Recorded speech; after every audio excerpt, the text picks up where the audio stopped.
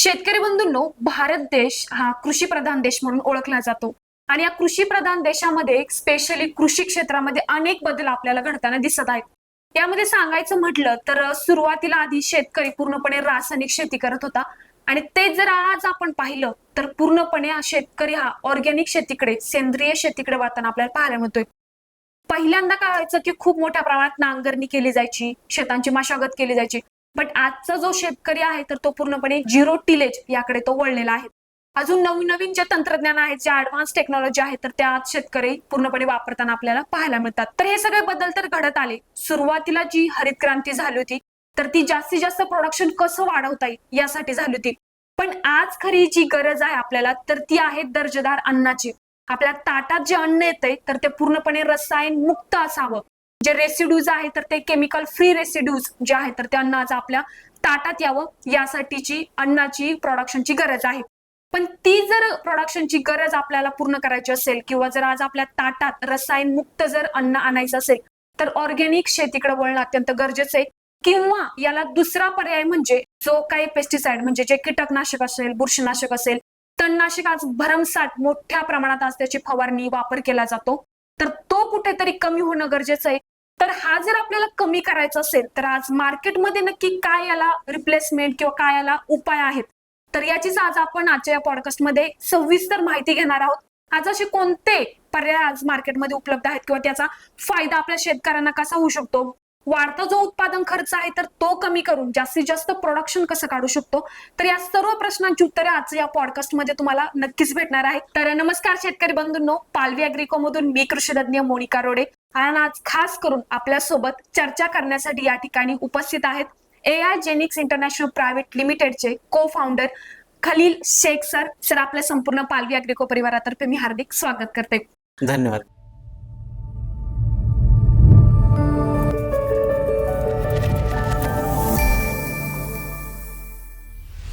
सर्वात प्रथम सर, आपल्या शेतकरी बंधूंना जे आहे तर आपलं थोडंसं कंपनी बद्दल आणि कसं एक्सपांड झालं किंवा कशा प्रकारे सुरुवात झाली याबद्दल थोडंसं माहिती द्या सर. आमची company AI Genix International Private Limited incorporate आम्ही 2019 मध्ये केली. पण खरं तर याच्यावरती काम जे आहे या प्रोडक्ट्स या कंपनीमार्फत जे काही आम्ही प्रोडक्ट्स लॉन्च केलेले आहेत, प्रोडक्ट्सवरती काम करायला मी सुरुवात केली 2001 मध्ये. त्याचं कारण असं आहे की आम्ही स्वतः फार्मिंग फॅमिली म्हणजे माझी स्वतःची शेती होती आणि शेतीमध्ये शेतीच्या वेगवेगळ्या कामामध्ये मी इन्व्हॉल्व्ह व्हायचो स्टडी पिरियडमध्ये. आणि त्याच्यामध्ये काही असे इन्सिडेंट्स झाले की ज्याच्यामुळे आम्ही रासायनिक कीटकनाशक म्हणा किंवा पेस्टिसाइड्सला पर्याय शोधायची आम्हाला गरज भासली. आणि मुख्य कारण त्याच्यासाठी असं झालं की आमचे काही डेअरी अॅनिमल्स म्हणजे आपले दुभती जनावरे जे आहेत ते पेस्टिसाइडच्या चुकीच्या वापरामुळे आमच्या शेतातले जे काही शेतमजूर होते त्यांनी त्याला चुकीच्या पद्धतीने हाताळलं. त्याच्यामुळे आमची काही जनावरं दगावली. वर्कर्सना म्हणजे कामगार जे आहेत त्यांना देखील त्याची विषबाधा झाली आणि पिकावरती त्याचा दुष्परिणाम पण झाला. तर ह्या सगळ्या गोष्टी झाल्यामुळे आम्ही त्याला पर्याय शोधायचा प्रयत्न सुरू केला. आणि त्यावेळेस आम्ही मार्केटमध्ये चेक केलं की असे याला कीटकनाशकाला दुसरे काही पर्याय उपलब्ध आहेत का.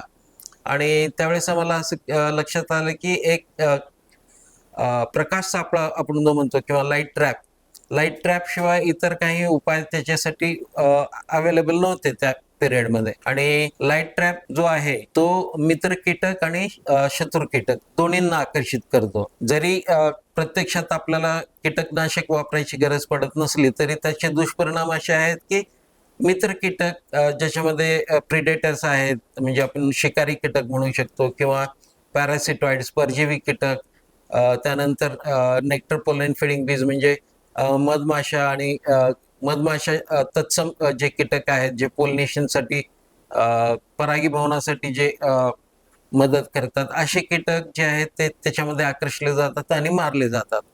आणि दुसरा जो लाईट ट्रॅपचा परिणाम म्हणू शकतो किंवा लाईट ट्रॅप वापरल्यामुळे आपण पूर्णपणे कीटकनाशकांचा वापर थांबवू शकत नाही.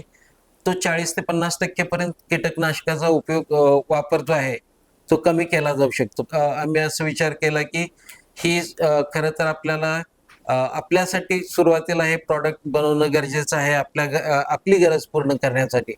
आणि आपल्यासारखंच जे इतर शेतकरी आहेत त्यांना देखील याची गरज आहे. तर आपण असं करूया की आपण हे प्रॉडक्ट पहिले सुरुवातीला आपण आपल्यासाठी बनवूया, टेस्ट करूया आणि मग एकदा का सक्सेसफुल झालं तर मग त्याला मार्केटमध्ये लॉन्च करायचा विचार करूया.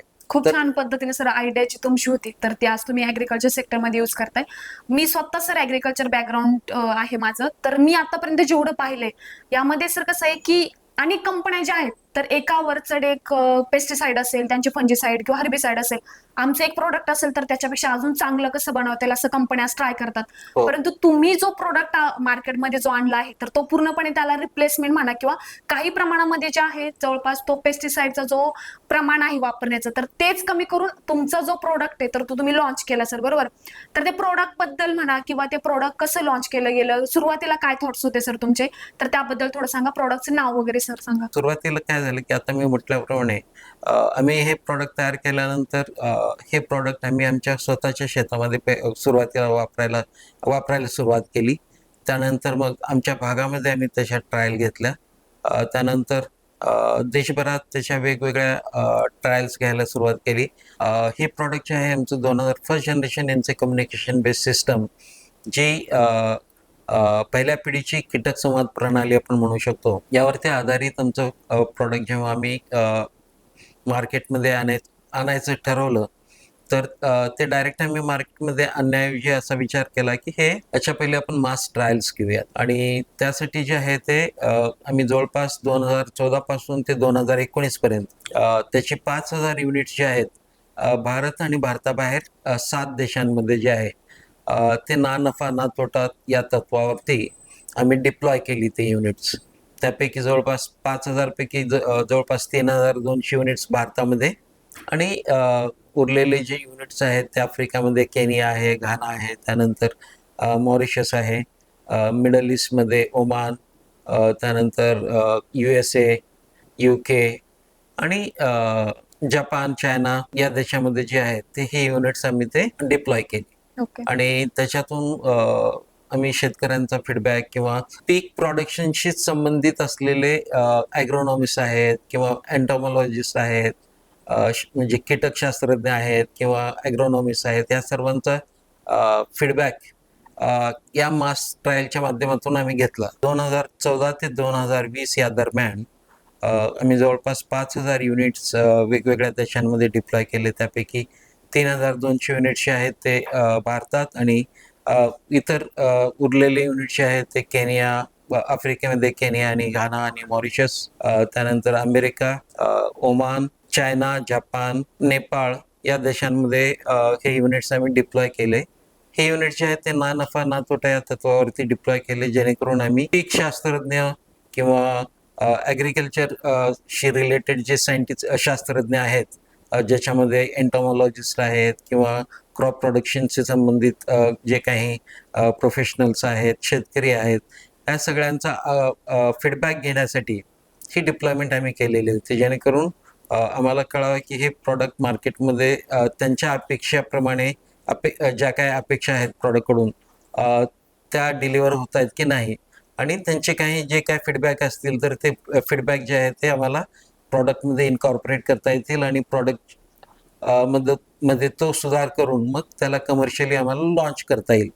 तर त्या हिशोबाने आम्ही हे युनिट्स डिप्लॉय केले आणि सुधारणा केल्या आणि त्यानंतर 2019 मध्ये आम्ही हे प्रॉडक्ट जे आहे ते कमर्शियल बेसिसवरती लॉन्च करायचं ठरवलं.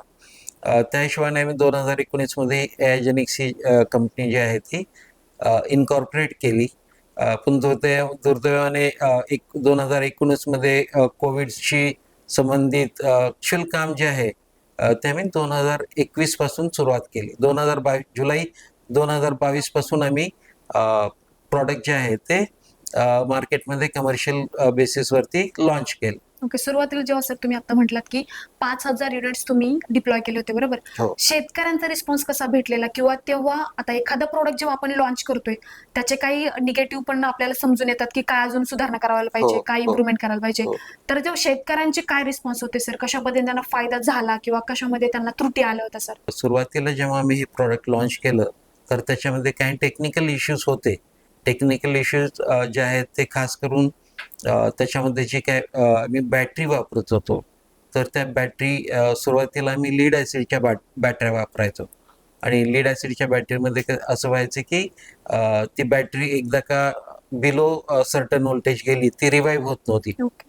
आणि पावसाळ्याच्या दिवसात जे आहे ते हे प्रकार वारंवार व्हायचे, ज्याच्यामुळे बॅटरी खराब व्हायची. तर तो एक इश्यू आमच्या लक्षात आला ह्या ट्रायलच्या दरम्यान. ट्रायलमधून आमचं जे पहिलं युनिट आहे ते आम्ही सांगली जिल्ह्यामध्ये एक किर्लोस्करवाडीजवळ एक छोटंसं गाव आहे, तिथे आम्ही डाळिंब या पिकामध्ये सुरुवातीला ते बसवलं. त्या शेतकऱ्याचा जो रेग्युलर बेसिसवरती आम्ही त्यांच्याकडून फीडबॅक घ्यायचो आणि त्या शेतकऱ्याचा जो फीडबॅक होता तो खूप चांगला होता. त्या प्रॉडक्टच्या संदर्भात त्यांची फक्त एकच तक्रार होती की हे प्रॉडक्ट जे आहे ते बॅटरीमुळे वारंवार बंद पडतं. तर अशा काही त्रुटी सुरुवातीच्या फेसमध्ये होत्या त्याच्यामध्ये. त्यानंतर आम्ही रेक्टिफाय केलं आणि वेगळ्या प्रकारची बॅटरी आणि वेगळ्या प्रकारचे कॉम्पोनंट्स आणि क्वालिटी ऑफ कॉम्पोनंट जे आहेत ती चेंज केली आणि अशा पद्धतीने ते जे काय दोष होते त्याच्यामधले ते दूर केले. म्हणजे जवळपास तुम्ही पूर्ण मॉडिफाय करून आज प्रोडक्ट मार्केटमध्ये लॉन्च हो केलेला आहे. हो या संबंधित एक प्रश्न होता सर, की आज शेतकऱ्यांचं म्हणणं राहतं की एवढं आमच्याकडे वेळ नाहीये किंवा इन्स्टंट रिझल्ट पाहिजे असतो त्यांना. हो. पेस्टिसाइड मार्केटमधून आणायचं, फवारणी करायची, त्याचा रिझल्ट त्यांना 3-4 दिवसामध्ये, एक आपण अंदाज बघितला तर 4 दिवसामध्ये त्यांना मिळून येतो सर, बरोबर? हो शेतकऱ्याचं म्हणणं असं राहतं की तुम्ही आता समजा हा प्रोडक्ट लॉन्च केलाय, तर तो कशा पद्धतीने वापरला जाईल, नक्की किती प्रमाणात त्यांचा जो खर्च आहे पेस्टिसाइडवरचा, फंजिसाइडवरचा किंवा हर्बिसाइडवरचा किती प्रमाणात कमी होऊ शकतो, किंवा शेतकऱ्याने तुमचं प्रोडक्ट का वापरावं सर? हे जे प्रॉडक्ट आहे ज्या प्रॉडक्टबद्दल आता सध्या बोलत आहोत ते फर्स्ट जनरेशन इन्से कम्युनिकेशन टेक्नॉलॉजीवरती आधारित प्रॉडक्ट स्मार्ट बद्दल जे आपण बोलत आहोत. हे प्रॉडक्ट फक्त कीटकनाशक जे आपण वापरतो त्याच्यासाठी रिप्लेसमेंट आहे. त्याच्या विरुद्ध हे जेव्हा आपण प्रॉडक्ट शेतामध्ये स्थापित करतो तेव्हा इन्स्टंट रिझल्ट द्यायला सुरुवात करते. तर हा एक मोठा फरक आता सध्या जे काय आपण क्रॉप प्रोटेक्शनसाठी जे काय वापरतो, मुख्यत्वे कीटकनाशक वापरतो, तर त्याला रिप्लेस केल्यानंतर हा एक आपल्याला एक इन्स्टंट रिझल्ट देणारा प्रॉडक्ट जो आहे तो मिळतो. साधारण सर 1 एकरचा जर आपण विचार केला हो. तर 1 एकर प्रमाणे जर कोणतं पण पीक असू दे, समजा एक आपण कापाशीचं पीक घेतलं, एका एकरसाठी समजा फॉर एक्झाम्पल आपण 10,000 रुपये खर्च होतोय असं जर समजलं, तर त्या कम्पेअरमध्ये आपल्या प्रोडक्ट मधून कीटकनाशकाचा जो खर्च भरमसाठ किमती आहेत सर आज मार्केटमध्ये, हो. किती % मध्ये आपण या प्रोडक्टमुळे तो खर्च जो आहे तर तो कमी करू शकतो? हे प्रॉडक्ट वापरल्यानंतर आपण कीटकनाशकावरचा जो खर्च आहे तो जवळपास 95% पर्यंत कमी ओके. करू शकतो. कुठल्याही प्रकारचं कीटकनाशक घ्यायची गरज नाही. तर शॉर्टमध्ये जर आपण म्हणू शकतो की पूर्णपणे आपण कीटकनाशकांना रिप्लेस करू शकतो. ओके. आता समजा एखाद्या शेतकऱ्याला घ्यायचं म्हटलं हे प्रॉडक्ट, तर तो कशा पद्धतीने तुमच्याकडे इन्क्वायरी करू शकतो किंवा कशा पद्धतीने घेऊ शकतो? महाराष्ट्रातील शेतकऱ्यांना जर हे प्रॉडक्ट हवं असेल तर ते पालवी ॲग्रिकोच्या माध्यमातून घेऊ शकतात. पालवी ॲग्रिको जे आहे ते आमचे अधिकृत डिस्ट्रीब्युटर आहेत महाराष्ट्रासाठी आणि त्यांच्या माध्यमातून ते घेऊ शकतात. ओके. साधारण म्हणजे ऑनलाईन जर इन्क्वायरी वगैरे केली तर त्यानुसार पूर्णपणे आपण माहिती देऊ शकतो. हो. फॉर एक्झाम्पल समजा मी एक शेतकरी आहे सर, मी तुमचं प्रोडक्ट खरेदी केलंय, ठीक आहे. तर पुढचं प्रोसेस मला माहिती नाही, कसं इन्स्टॉल करायचं किंवा काय, तर त्याची माहिती देण्यासाठी कोणी अधिकारी इन्स्टॉलमेंटसाठी येतो किंवा कशी प्रोसेस सर पुढची? हे प्रॉडक्ट जे आहे ते वापरण्यासाठी किंवा स्थापित करण्यासाठी खूप सोपं आहे. प्लग अँड प्ले टाईपचं प्रॉडक्ट आहे. या प्रॉडक्ट सोबत आम्ही एक माहिती पुस्तिका देतो आणि शेतकऱ्याला जो आहे तो एक व्हिडिओ पाठवतो. तो व्हिडिओ बघून आणि ती माहिती पुस्तिका रेफर करून शेतकरी जे आहे ते 5 ते 10 मिनिटांमध्ये ते प्रॉडक्ट इन्स्टॉल करू शकतो. ओके. त्याच्यासाठी कुठल्याही प्रकारच्या एक्सपर्टची गरज नाही. आता हे जे तुमचं रेव्हेचर प्रोडक्ट आहे, हो. शेतकरी कोणकोणत्या पिकांसाठी मोस्टली जास्त करून वापरू शकतो सर? खरं तर हे प्रॉडक्ट तुम्ही कुठल्याही पिकामध्ये वापरू शकता, पण आम्ही हे जे प्रॉडक्ट आहे ते मेनली फील्ड क्रॉप्स जे आहेत. ओके. साधारण सर आता कसं होतं, प्रत्येक पिकामध्ये अशी 1-2 किडी असतात की खूप मोठ्या प्रमाणामध्ये डॅमेज करतात, एवढं की पूर्ण प्लॉट सुद्धा जाऊ शकतो. हो. आता समजा कपाशीचं जर एक्झाम्पल घेतलं आपण, बोंडाळी सारखी जी अळी आहे, मोठ्या प्रमाणात जर तिचा प्रादुर्भाव झाला तर पूर्ण 100% पीक जागेवर जाऊ शकतं. खर्च तर भरमसाठ वाढत चाललाय, पण उत्पादन मात्र हातामध्ये काहीच येत नाहीये. तर अशा वेळी जे आहे तर आपल्या ह्या प्रोडक्टमुळे कोणत्या किडींसाठी स्पेशली फायदा होऊ शकतो, कोणत्या किडी कंट्रोलमध्ये येऊ शकतात सर? बोंड अळी जी आहे ती कपास खाणारी कीटक नसून ती बिया खाणारी कीटक आहे आणि त्या बिया पूर्णपणे खाऊन टाकल्यामुळे त्या बोंडअळीने त्या बोंडाचं जे वजन आहे ते 60% कमी होतं. आणि पण आता सध्या काय होतं की बोंडअळी ही अ, आपण काय म्हणू शकतो की सेलिब्रिटी कीटक झालेला आहे त्या Yes. पिकामधला. बरोबर. त्याच्याशिवाय शेतकऱ्यांना दुसरं काहीच दिसत नाही. पण जेव्हा बोंडअळी नियंत्रणात येईल तेव्हा मग इतर कीटक त्यांना दिसायला सुरुवात होतील. तर आमचं हे जे प्रॉडक्ट आहे स्मार्ट ट्रॅव्हिजर कपाशी पिकामध्ये जर आपण वापरलं तर ते बोंडअळीला तर नियंत्रणात करतं त्याच्याशिवाय इतर जे कीटक आहेत त्याच्यावरती देखील खूप काटेकोरपणे त्यांना नियंत्रणात ठेवतं. त्याच्यामुळे ओव्हरऑल जे उत्पन्नात जे उत्पन्नामध्ये जी वाढ आहे ती आपण असं म्हणू शकतो की 60% ते 80% उत्पन्नामध्ये वाढ होते त्याच्यामुळे. आणि जो काय तुम्ही ह्या डिव्हाइसवरती खर्च करता, या कीटकनाशक सापळ्यावरती जो काय आपण खर्च करतो, शेतकरी खर्च करतो, तो त्याच्या पहिल्या सीझनमध्येच तो खर्च वजा करून उलट जास्त उत्पन्न त्याला मिळू शकतं त्याच्यामधून. आणि त्याच्यामुळे काय की सुरुवातीला जरी याचा खर्च मोठा वाटत असला तरी याचा खर्च रिकव्हरी करण्याचा जो कालावधी आहे तो एका पिकामध्ये त्याचा खर्च रिकव्हरी करून उरलेले 3 वर्ष जो आहे तो सापळा त्यांना अक्षरशः म्हणजे कुठलाही खर्च न करता पिकांचं संरक्षण करत राहतो. म्हणजे एकदाच सापळा पूर्ण आपण इन्स्टॉल करायचा आणि तो पुढच्या 2-3 पिकं घेईपर्यंत इन्स्टॉल ठेवू शकतो. 3 वर्षापर्यंत तो सापळा तसाच 3 वर्षापर्यंत. 3 वर्षापर्यंत. साधारणपणे आपण एका वर्षामध्ये 2 पिकं घेतो. हम्म. तर 3 वर्षामध्ये 6 पिकं आपण म्हणू शकतो. 6 पिकांपैकी पहिल्या पिकामध्ये त्यांचा खर्च पूर्णपणे वजा होतो. ओके. उरलेली जी त्यांची 5 पिकं आहेत ती 5 पिकं कुठल्याही प्रकारचा खर्च न होता त्यांना कीटकांपासून संरक्षण मिळू शकतं आणि त्याचा फायदा जो आहे तो शेतकऱ्याला होऊ शकतो त्याच्या म्हणजे आता माध्यमातून. 3 वर्षासाठी तर त्याचा फायदा होतोय. मग 3 वर्षानंतर पूर्ण इन्स्टॉलमेंट पूर्ण काढून दुसरी बसवायची की त्यातलं काही सोल्युशन वगैरे काही चेंज करावं लागतं सर? 3 वर्षानंतर शक्यतो त्याला पूर्णपणे बदलावं लागेल. न्यू हा इन्स्टॉलमेंट करावं. हा मग तो 3 वर्षाच्या ऐवजी 3.5 वर्ष चालेल, 4 वर्ष चालेल. ओके. जे एक्स्ट्राचा जो कालावधी आहे 3 वर्षानंतरचा तो बोनस आहे तो की बरोबर. जेव्हा तो बंद पडेल तेव्हा मात्र त्याला पूर्णपणे आपल्याला रिप्लेस करावा लागेल. ओके. कारण त्याच्यामधलं एखादा मॉड्यूल चेंज करणं म्हणजे इतकं सोयीस्कर नाहीये की एक मॉड्यूल जर आपण चेंज करायला गेलो, एक मॉड्यूल आज चेंज केला, काहीतरी दुसरा प्रॉब्लेम झाला, दुसरा पार्ट चेंज करणार, तर अशा पद्धतीने त्याला रिपेअर करणं हे महाग पडू शकतं. ओके. आणि हे डिव्हाइस सर चालतं कसं, म्हणजे चार्ज वरती आहे की कसं आहे सर?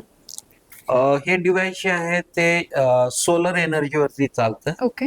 हा सापळा स्मार्ट ट्रॅव्हिजर सापळा जो शेतामध्ये स्थापित करण्याची जी पद्धत आहे ती अशी आहे की हा सापळा जिथं आपण पीक घेणार आहे तिथं किमान 1 महिना अगोदर पिकाची सुरुवात करण्या अगोदर जेव्हा आपण एखादं भाजीपाल्याचं पीक घेत असू तर सीडलिंग ट्रान्सप्लांट करण्याच्या अगोदर 1 महिना आणि त्याच वेळेस जिथं आपण सीडलिंग प्रिपेअर करतो नर्सरीमध्ये ओके. त्या नर्सरीमध्ये देखील हा सापळा असणं आवश्यक आहे. कारण काय होते की बऱ्याचदा पिकांमध्ये जे काय किडी येतात त्या सीडलिंग स्टेजवरती तिथं त्या कीटकांनी अंडी घातलेली असतात. त्यावेळेस ते आपल्याला लक्षात आलेली नसतात आणि ते पीक जेव्हा आपण ते सीडलिंग जेव्हा आपण शेतामध्ये स्थापित करतो तेव्हा त्याच्यातून मग अंडी उबवली जातात आणि त्यातून मग त्याचे वेगवेगळ्या स्टेजेस सुरू होतात आणि मग पिकाला नुकसान व्हायला सुरुवात होते. तर ते टाळण्यासाठी जेव्हा आपण नर्सरीमध्ये पीक सीडलिंग्स रोपं तयार करत असतो तेव्हा देखील तिथं असणं गरजेचं आहे. आणि जिथं आपण लावणार आहे तिथं किमान पीक सुरू करायच्या 1 महिना अगोदर असणं गरजेचं आहे. बरोबर आहे सर. याच्यामध्ये तुम्ही म्हटलात की इन्स्टॉलमेंट 1 महिनाभर आधी करायची, बरोबर? हो. पण कसं राहतं सर, एखादं पीक घ्यायचं असेल तर त्याच्या आधी 1 महिनाभर किंवा 15 दिवस आधी शेतकऱ्यांची मशागतीची कामं चालू होतात. तर हे जी इन्स्टॉलमेंट आहे ही शेताच्या बांधावर करायची आहे की मिडलला सर, कशा प्रकारे असतं? हे जे आहे ते शेताच्या मधोमध करायचं आहे इन्स्टॉल. हे जे प्रॉडक्ट आहे ते शेताच्या मधोमध इन्स्टॉल करायचं आहे. ओके. आता आणि एकदाच सर कसं इन्स्टॉलमेंट एकदाच होणार आहे, 3 वर्षासाठी होणार आहे. हो पण या 3 वर्षात शेतकरी वेगवेगळ्या प्रकारची पिकं घेत असतो, हो रब्बी, खरीप, समर सीझन मधले, हं, बरोबर. हं. आता प्रत्येक पिकाचं स्ट्रक्चर म्हणा किंवा उंची वगैरे सेम नाही सर, कमी जास्त आहे. हो काही एकदम जमीन लगत आहे, काही थोडे जास्त वाढतात. कपाशीचं बघितलं, कांद्याचं बघितलं, काही वेलवर्गीय असतात सर, बरोबर. तर जी तुम्ही उंची ठेवताय त्याची सापळ्याची, तर ती कशावरून ठरवता? पिकाच्या उंचीनुसार की त्याची घनता किती त्याच्यानुसार की प्रकारानुसार सर? अ, ह्या सापळेची जी उंची जी आहे ती आपण पिकानुसार ठरवतो, पिकाच्या उंचीनुसार. घनतेशी त्याचा काही म्हणजे विशेष त्यात संबंध नाही. ऍडजस्टमेंट लेवल पण आहे का हो ऍडजस्टमेंट? त्याच्यामध्ये एक कोलॅप्सेबल स्टँड आहे, म्हणजे ऍडजस्टेबल स्टँड आहे. ओके.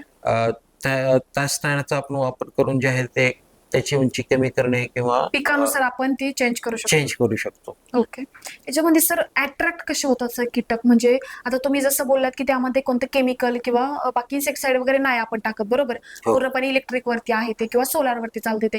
तर जे किडी आहे, जे कीटक आहे, तर ते कसे त्याकडे पूर्ण अट्रॅक्ट होतात? मी आता म्हटल्याप्रमाणे, सुरुवातीला म्हटल्याप्रमाणे, की याच्यामध्ये एक कीटक संवाद प्रणाली आहे.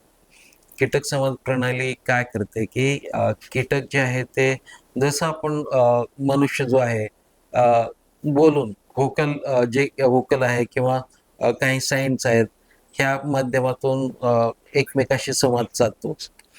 तसंच प्रत्येक प्राणी जे आहे ते इंट्रास्पीशी म्हणजे त्यांच्या स्पीशीजमध्ये संवाद साधण्यासाठी त्यांची एक विशिष्ट प्रकारची कम्युनिकेशन सिस्टम आहे किंवा ॲकोस्टिक सिस्टम आहे. त्या गोष्टीचा ते वापर करतात. तसंच कीटकांमध्ये देखील संवाद साधण्यासाठी त्यांना वेगवेगळे ऑर्गॅन्स मिळालेले आहेत. मग काही कीटक जे आहेत ते ॲकोस्टिक सिग्नल म्हणजे आवाज आपण ध्वनी म्हणू शकतो, ध्वनी आहे. त्यानंतर प्रकाश आहे. त्यानंतर एखाद्या गोष्टीचा एक सुगंध किंवा वास आपण म्हणू शकतो. त्यानंतर व्हायब्रेशन म्हणजे एखाद्या गोष्टीचं मेकॅनिकल व्हायब्रेशन्स जे असतात त्याच्या आधारे ते संवाद साधतात. तर अशा वेगवेगळ्या प्रकारच्या सेन्सरी ऑर्गॅन्स हे कीटकांमध्ये आहेत आणि प्रत्येक कीटकामध्ये सर्वच ऑर्गॅन असतील असं नाहीये. काही कीटकांमध्ये काही कीटक जे आहेत ते मुख्यत्वे प्रकाशाचा उपयोग करत असतील, काही कीटक जे आहेत ते ध्वनीचा उपयोग करत असतील, काही कीटक जे आहेत ते अल्ट्रासोनिक सिग्नलचा उपयोग करत असतील, काही कीटक इन्फोकेमिकल सिग्नलचा उपयोग करत असतील. तर हा फर्स्ट जनरेशनचा जो आपला स्मार्ट रॅव्हेजर जो आहे त्याच्यामध्ये जे आहे ते इलेक्ट्रॉनिक सिग्नलिंग सिस्टम आहे, ज्याच्यामध्ये ॲकोस्टिक सिग्नल्स आणि प्रकाश या दोन्ही गोष्टीचा वापर करून एक कम्युनिकेशन सिस्टम डेव्हलप केलेली आहे, जी असं अज्युम करते की हा सापळा जो आहे तो बेसिकली 1200 प्रकारच्या कीटकांवरती काम करतो. अरे वा. आणि हा असा अज्युम करतो की ते सर्व 1200 कीटक जे आहेत सापळ्याच्या आजूबाजूला आहेत. म्हणजे किडींचे जे सगळे फॅमिली आहे वेगवेगळ्या प्रकारच्या, सगळ्या प्रकारातल्या किडी कंट्रोल होतात. हो. तर किडी ज्या आहेत त्या सापळ्याच्या आजूबाजूला आहेत असं कन्सिडर करून, असं समजून तो वेगवेगळे सिग्नल्स पाठवत राहतो. ओके. आणि ते सिग्नल जे आहेत ते कीटकांच्या बिहेवियरमध्ये बदल घडवतात. बरोबर. आणि ते मग त्या बदलामुळे ते कीटक जे आहेत ते सिग्नलच्या सोर्स पासून येतो त्या सोर्सकडे आकर्षले जातात. ओके. आणि त्या सोर्सच्या भोवताली जे आहे ते आपण एक इलेक्ट्रोक्युशन ग्रीड बनवलेला आहे. जेव्हा ते त्या इलेक्ट्रोक्युशन ग्रीडच्या संपर्कात येतात तर ते तिथं इलेक्ट्रोक्यूट होऊन मरून जातात. ओके. जसं की सर तुम्ही आधी म्हटलात की फील्ड क्रॉपसाठी याचा चांगल्या प्रकारे वापर होतोय, हो. शेतकऱ्यांनी वापरलंय, चांगल्या प्रकारे रिस्पॉन्स आहे. सोबत बाकी व्हेजिटेबल्स मध्ये सुद्धा चांगल्या प्रकारे वापर होतो. ऑर्चर्ड फार्मिंगसाठी सर कशा प्रकारे त्याचा फायदा झाला आतापर्यंत? सुरुवातीला मी म्हटल्याप्रमाणे हा सापळा जो आहे तो आपण कुठल्याही पिकामध्ये वापरू शकतो. बरोबर. मग त्याच्यामध्ये फ्रूट अँड नट्स म्हणजे आपण असं म्हणू शकतो की फळं आहे, फळबाग आहे किंवा फुलं आहेत. ऑर्चर्ड मध्ये समजा सर आपण एक एक्झाम्पल घेतलं, एक्झाम्पल नुसार जाऊया थोडंसं. द्राक्ष पिके महाराष्ट्रात जर बघितलं, आज नाशिक असेल, जुन्नर असेल, सांगली या ठिकाणी चांगल्या प्रकारे द्राक्ष शेती केली जाते हो. आणि एक्सपोर्ट सुद्धा खूप मोठ्या प्रमाणामध्ये द्राक्षाचा होतो बाकीच्या देशांमध्ये वगैरे सुद्धा. बट त्याच्यावरचे जे रेसिड्यू जे आहे तर ते तसेच राहतात किंवा ते जास्त प्रमाणात चेक केलं जातं. नसतील तर चांगल्या प्रकारे शेतकऱ्यांना भाव पण भेटतो सर, बरोबर. हो. तर रेसिड्यू राहण्यामागचं कारण म्हणजे शेतकरी पूर्ण काढणीपर्यंत पेस्टिसाइड किंवा इन्सेक्टिसाइडची फवारणी जी आहे तर ती करत असतो, बरोबर. हो. तर आपलं जे स्मार्ट रेवेजर प्रॉडक्ट आहे किंवा हे जे डिव्हाइस आहे तर हे कशा प्रकारे देतं त्या शेतकऱ्यांना, स्पेशली निर्यातदारांना फायदा करू शकतं सर? द्राक्ष एक्सपोर्ट करण्यासाठी जी मुख्य अडचण येते Yes. ती त्याच्यामध्ये जे रासायनिक कीटकनाशकांचे अंश आहेत बरोबर. ते उरतात. येस. तर हा एक मोठा घटक जे आहे ते शेतकऱ्यांना एक्सपोर्ट पासून थांबवतो किंवा त्यांची पिकं एक्सपोर्ट होऊ शकत नाहीत. आणि हा सापळा नेमका तिथेच मदत करतो. जेव्हा हा सापळा आपण पिकामध्ये बसवतो, मग ते द्राक्ष पीक असेल किंवा डाळिंब पीक असेल, तर हा सापळा बसवल्यानंतर आपल्याला कुठल्याही प्रकारचं कीटकनाशक तिथं आपल्याला वापरायची गरज पडत नाही.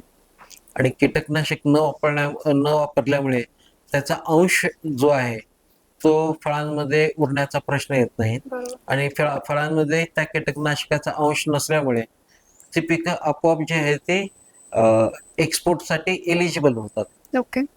आणि शेतकरी जो आहे त्याच्यातून एक वाढीव फायदा, एक्सपोर्ट दर्जाचा माल तयार करून त्याचा एक वाढीव फायदा, सेम फळं, भाजीपाला किंवा इतर कुठलीही पिकं आहेत, सेम ते कॉन्सेप्ट जो आहे तो सर्व पिकांवरती अप्लाय होतो. ओके.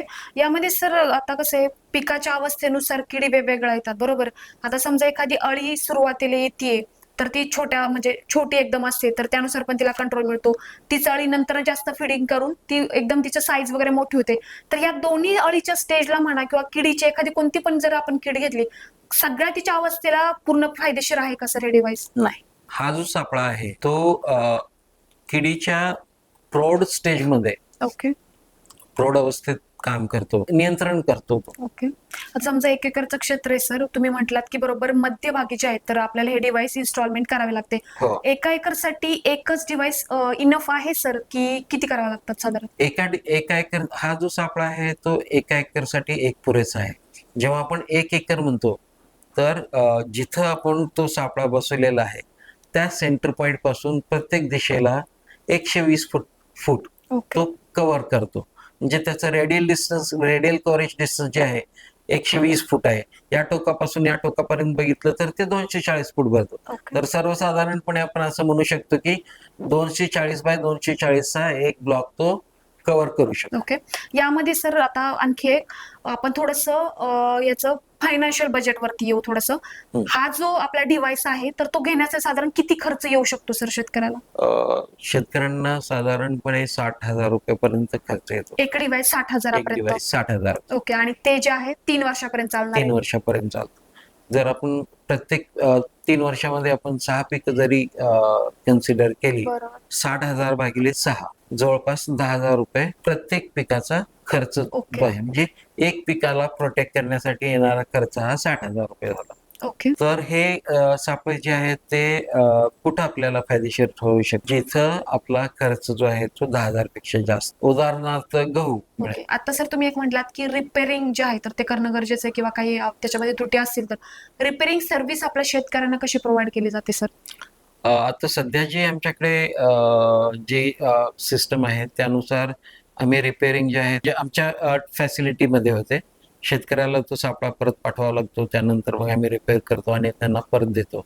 पण जेव्हा आता आम्ही त्याला कमर्शियल स्केलवरती डिस्ट्रीब्यूट करायला सुरुवात करू तेव्हा जे आहे ते आम्ही असा प्रयत्न करतोय की शेतकऱ्याला ते रिपेअर जे आहे ते त्यांच्या गावामध्येच करून मिळेल, ओके. जेणेकरून जो पाठवण्याचा जो कालावधी आहे त्यानंतर रिपेअर होऊन परत त्यांच्याकडे पोहोचण्याचा जो कालावधी आहे तो खूप कमी होईल आणि त्यांना सेम डे किंवा फार तर दुसऱ्या दिवशी ओके. त्यांना ते रिपेअर करून त्वरित मिळेल. तर यामध्ये सर रिपेअरिंगची तर तुम्ही पूर्ण सर्व्हिस सांगितली, कशी असते, काय प्रकारे, कशा प्रकारे तुम्ही शेतकऱ्यांना देता. सगळ्यात महत्वाचं म्हणजे समजा मी एक शेतकरी आहे, मी जर तुमचं प्रोडक्ट मागवले, आल्यानंतरच जर काही त्याच्यामध्ये त्रुटी, काही जर बिघाड असेल तर रिप्लेसमेंट पॉलिसी काय आहे सर? एखादं डिव्हाइस शेतकऱ्याकडे पोहोचलं आणि ते डिव्हाइस जर पूर्णपणे फॉल्टी असेल किंवा ते डिव्हाइस चालू झालं नाही किंवा ट्रान्सपोर्टेशनच्या दरम्यान जर त्याच्यामध्ये काही नुकसान झालं त्या डिव्हाइसचं, ब्रेकेज झालं, तर आपण ते शेतकऱ्यांना रिप्लेस करून देतो. ओके, पूर्णपणे ते रिप्लेसमेंट सुद्धा पॉलिसी. जे फॉल्टी डिव्हाइस आहे ते त्यांना परत पाठवावं लागेल आणि त्याच्याऐवजी आपण त्या फॉल्टी डिव्हाइसच्या अगेन्स्टमध्ये त्यांना ते रिप्लेस करून देतो. ओके, ऑनलाईन जर शेतकऱ्यांना काही मागवायचं असेल तर आता सध्या तुमचे काही प्लॅटफॉर्मवरती अवेलेबल आहेत किंवा तुमच्या स्वतःचे काही ऍप असतील किंवा बाकीचे जे ऑनलाईन प्लॅटफॉर्म आहे त्याच्यावरती हे प्रोडक्ट अवेलेबल आहे का सर? जे काय शेतकऱ्यांपर्यंत सध्या पोहोचत आहे ते B2B पार्टनरच्या माध्यमातून, ओके. जसे की मग आता पालवी ॲग्रिको असेल किंवा मग इफ्को किसान असेल, यांच्या माध्यमातून ते शेतकऱ्यांपर्यंत जात आहे. त्याच्यामध्ये पालवी ॲग्रिको आहे किंवा आणखी काही कंपन्या आहेत, तर त्यांच्यासोबत आम्ही टायअप करत आहोत जेणेकरून शेतकऱ्यांपर्यंत ते प्रॉडक्ट पोहोचेल. ते सध्या नाहीये. ओके, म्हणजे पूर्ण महाराष्ट्रामध्ये आपलं पूर्ण B2B बिझनेस तुम्ही पूर्ण करताय. हो. जसं सर तुम्ही म्हटलात की B2B बिझनेस महाराष्ट्र तर तुमचा ऑलरेडी चांगल्या प्रकारे चालूच आहे. अदर स्टेटमध्ये किंवा अजून कुठे एक्सपांड केलेलं आहे सर तुम्ही? अदर स्टेट असेल आता किंवा अदर सध्या जे आहे कॉर्पोरेट कस्टमर्समध्ये पूर्ण भारतातले कस्टमर्स आम्ही बघतोय, त्यांच्यासोबत डील करतोय. त्यामध्ये आसाम किंवा वेस्ट बेंगॉलमधले जे काही टी स्टेट्स आहेत, त्यानंतर साऊथ इंडियामध्ये टी स्टेट्स आहेत, त्यानंतर कॉफी स्टेट्स आहेत, त्याच्याशिवाय सीड प्रोडक्शन कंपन्या ज्या आहेत ओके. त्यांच्यासोबत आम्ही डायरेक्ट काम करतोय. तेलंगणा आणि आंध्र प्रदेश ओके. या 2 स्टेटमध्ये एक डिस्ट्रीब्युशन पार्टनर अपॉइंट करतोय. त्याच्याशिवाय रिसेंटली आम्ही एका कंपनीशी आमचं बोलणं चालू आहे, त्यांचं आपलं एक स्वतःचं नेटवर्क आहे ओके. आणि त्या नेटवर्कच्या माध्यमातून ते बिझनेस करतात. तर त्यांच्यासोबत बोलणं जे आहे ते मोस्ट लाईकली एका महिन्यामध्ये ते फायनलाइज होईल. ओके. अदर कोणकोणत्या कंट्रीज मध्ये सध्या चालू सर का? अदर कंट्रीज जर जेव्हा आपण म्हणतो तर त्यामध्ये सध्या आमचा जो डिस्ट्रीब्युशन पार्टनर आहे तो जपानमध्ये आहे आणि त्यांचे ऑफिसेस तायवान, साऊथ कोरिया, त्यानंतर चायना, इंडोनेशिया, व्हिएतनाम आणि थायलंड या देशामध्ये आहेत. तर त्या सर्व देशांमध्ये आणि त्याच्याशिवाय ऑस्ट्रेलिया. ओके. तर ते त्यांच्या माध्यमातून तिथं करतोय. आफ्रिकेमध्ये जे आहे ते फायनलायझेशनच्या स्टेजमध्ये आहे आमचं बोलणं. तिथं केनिया आणि ईस्ट आफ्रिकन कंट्री जे आहेत ते युगांडा आणि केनिया बेसिकली. तर त्या ठिकाणी होईल आता ते फायनल. तर भारतात तर चांगल्या प्रकारे रिस्पॉन्स शेतकरी देत आहेत. अदर कंट्रीज मधून सुद्धा चांगल्या प्रकारे रिस्पॉन्स भेटतोय. तर नक्कीच आपल्या या डिव्हाइसची जी माहिती आहे, स्मार्ट रेवेजरची जी माहिती आहे, तर ते आपल्या शेतकरी बंधूंना समजली असेल. तर शेतकरी बंधूंनो, या प्रोडक्ट बद्दल तुम्हाला काही इन्क्वायरी करायची असेल, काही माहिती घ्यायची असेल किंवा खरेदी करण्यासाठी आपण खाली दिलेल्या नंबरवर सुद्धा संपर्क करू शकता. आपलं पालवी ॲग्रिको या प्लॅटफॉर्मवर सुद्धा हे तुम्हाला आपल्याकडनं अवेलेबल होणार आहे. तर महाराष्ट्रात सगळीकडे आपली डिलिव्हरी सुद्धा चालू आहे. साधारण 6 ते 7 दिवसांमध्ये आपले जे प्रोडक्ट आहे तर तुमच्यापर्यंत डिलिव्हर होऊ शकतं. कारण यामधून नवीन टेक्नॉलॉजी काय आज मार्केटमध्ये येत आहे, जो तुमचा होणारा खर्च आहे तर तो कमी करून कमीत कमी खर्चात जास्तीत जास्त उत्पन्न कसं घेऊ शकता, तर त्याचा हा एक पर्याय आहे. तर नक्कीच हा तुम्ही शेवटपर्यंत पहा. आणि सर, आपण वेळात वेळ काढून या ठिकाणी आलात त्याबद्दल संपूर्ण पालवी ॲग्रिको परिवारातर्फे धन्यवाद सर. धन्यवाद.